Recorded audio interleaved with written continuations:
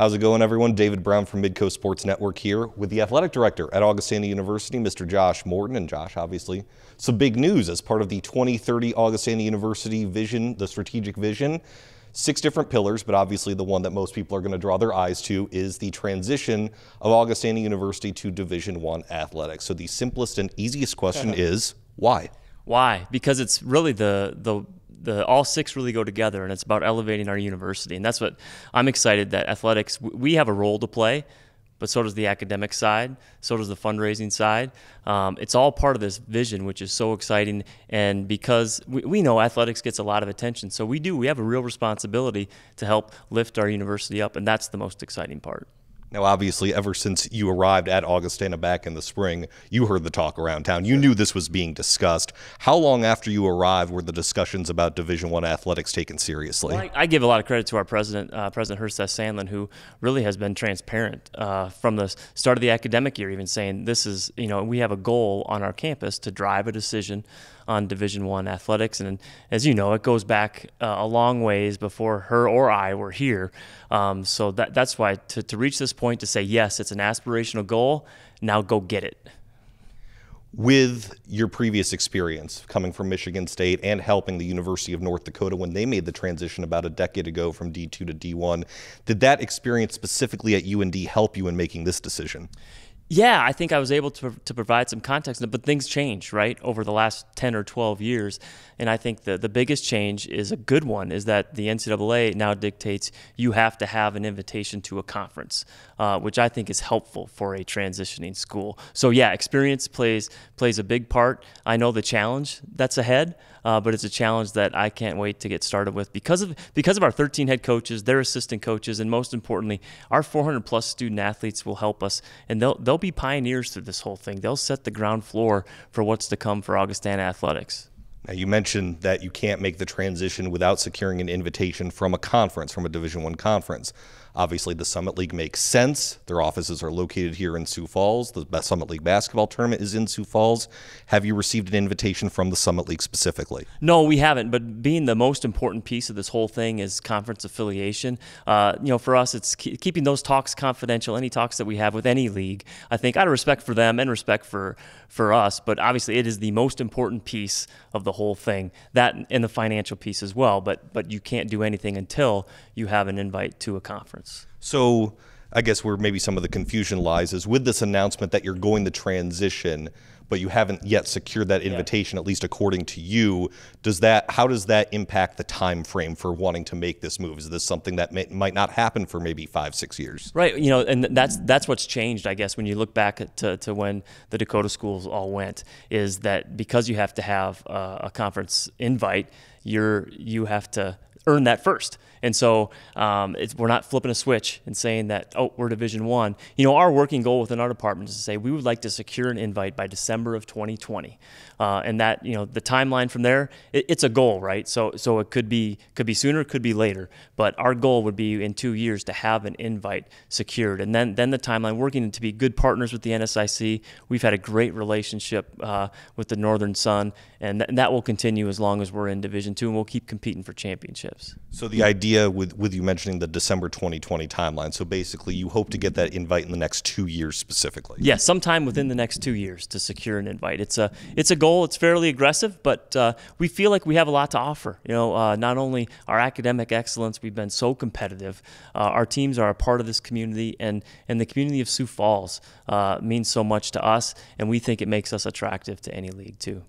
Now, with the move to Division I, obviously you haven't secured necessarily the specific conference affiliation yet, but how does this impact things specifically with where you currently are in the NSIC? Well, we've had, Aaron Lynn, the commissioner, we've had good communication throughout the process. We've been good partners. They've been good partners. So it's just a constant communication, and that's a part. We want to work together to make it the best thing for the Northern Sun and of course for Augustana. And the timeline, that's the tricky part about the timeline, is we say this is our goal within the next 2 years, but we're at the mercy of getting an invite. And so with that, obviously you'll finish out this season, but is it safe to say you'll be a member of the NSIC for the 1920 season, or is that premature? Yeah, I think it's safe to say that, yeah. Okay, so you'll be part of the NSIC at least for the 1920 campaign? Yes.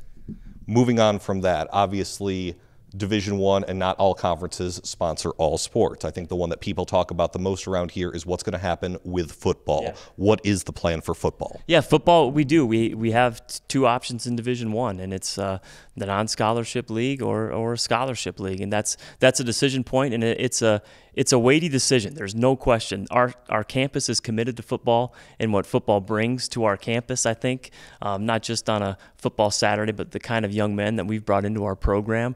Academic excellence has been the hallmark. You know, this week, Kirby Hora named the National Division II Academic Football Player of the Year.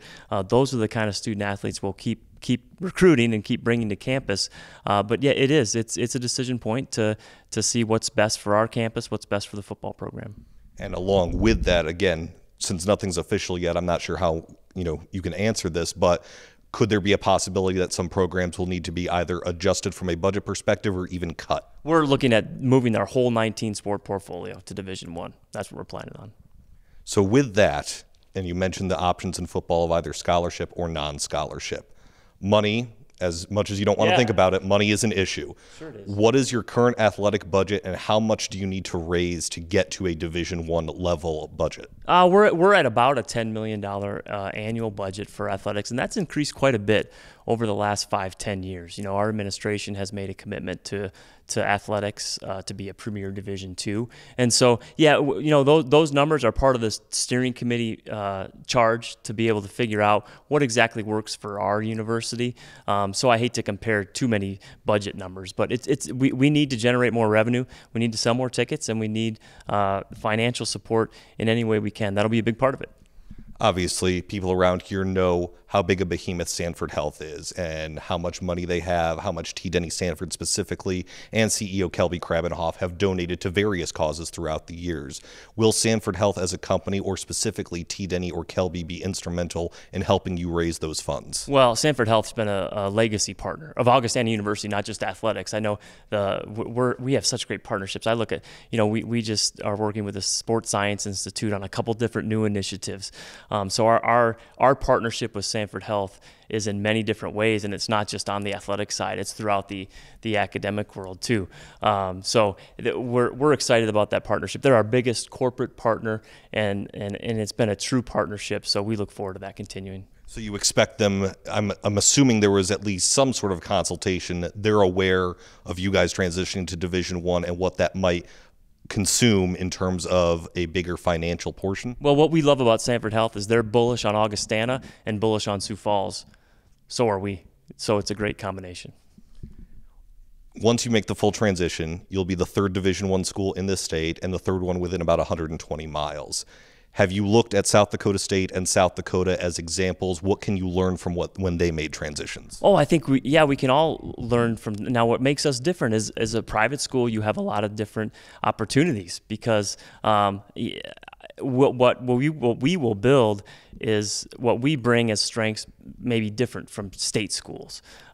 So yes, you can learn a lot from what everybody else went through, and that's part of my job to talk to others and to use your network to figure out what went right, what didn't you think about, what surprised you, and certainly they've done a really good job in the transition. So it would make sense for us to look at some of those things, but at the same time, we're a private school. We're in the best metro area in the state, and so that means a lot for us. That's a huge advantage for us. So have you specifically talked with Justin Sell, the AD at SDSU, or David Herbster, the AD at USD, just not necessarily about Summit League or anything like that, but just about being a Division I school? Oh, yeah, they've been very welcoming. Not specifically about that, but just I think AD to AD, it's nice because you run into people at different things, whether it's conferences or events around here. So had to have a cordial relationship with both of them and can learn a lot. They've been at their jobs for a while, and they've done a really good job in Vermilion and in Brookings. What's the reaction been like from coaches and student athletes here? Our coaches just want to compete, and they want the resources to compete. So I'm excited to get going. And that's what makes me excited the most is when I sat in the head coaches meeting yesterday and look around the room. We have 13 head coaches, and most have been with us for a while, and they've had unprecedented success since about 2008. So that's what gets me excited, and I think that's why we can do this, It's because with the standard that they've set as a Division II school over the last 10 years or so. Obviously, you know, with a very passionate fan base, there are going to be people on both sides of the opinions on whether this is the right move or not for Augustana. Sure. To the people currently who believe it is the wrong move to move from D2 to D1, what do you say to them? To me, it all comes back to providing the experience for a student athlete that's exceptional. That won't change as a Division I institution. The core of what makes Augustana great, which is academic excellence. Our student athletes know the faculty. I can't imagine, every time I go to a soccer game and I look around at all the faculty that come to support because they know our team, it's phenomenal to me. That's different here. So that core of what makes Augustana so special, that's not going to change as a Division I institution. And that's what gets me excited, and that's why I think we can do this and do it really well. Although you're not necessarily involved in recruiting for student athletes, obviously during a transition period, whenever that happens, you're not eligible for postseason play. Again, while you're not necessarily involved in specific recruiting, what would you say to prospective student athletes who are considering Augustana when they may not have an opportunity to go to a postseason match? That we have a standard of excellence at Augustana, and that's not going to change. And if you come to Augustana, we don't know the timeline. That is the unknown. But I can guarantee you that if you come, you're going to be on the ground floor. You're a pioneer. When we look back at this institution in 30 years, they're going to say this group that did this move to Division I, that's a special group. Then the last thing I'll ask you, this is part of a 2030 strategic plan. So fast forward 12 years. Where is Augustana? Where is Augustana University athletics? We're competing for championships as a Division I institution and have knocked off already had some big upsets, and we'll continue to grow. Josh Morton, thank you so much for your time. We appreciate it. Josh Morton, athletic director here at Augustana, as they announce as part of their 2030 strategic plan, a move to Division I athletics.